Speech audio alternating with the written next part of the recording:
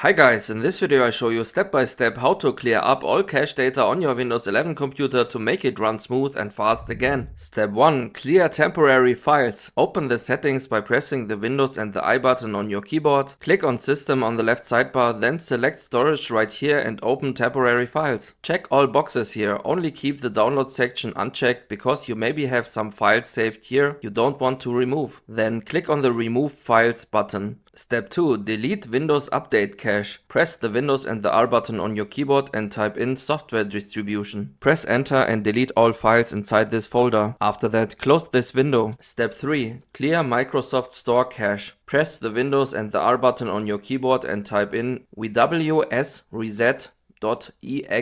Press enter to reset the Microsoft Store cache. Step 4. Clear Windows temp files. Press the Windows and the R button on your keyboard, type in temp, press enter and select all the files inside this folder. Delete them and do the same with %, temp, %, and also with prefetch. Maybe a few files you can't delete, just skip them. Step 5. Clear diagnostic data. Open the settings by pressing the Windows and the I button on your keyboard, go to Privacy and Security and click on Diagnostics and Data. Then click on Delete to clear all the diagnostic data. Step 6. Clear File Explorer history. Open the File Explorer by pressing the Windows and the E button on your keyboard, click on the three dots right here, then select Options and click on Clear under the General tab. Step 7. Clear your browsing history, cookies and cache data. I already made a video on how to do this. Check this video out if you like. Thank you for watching and see you next time.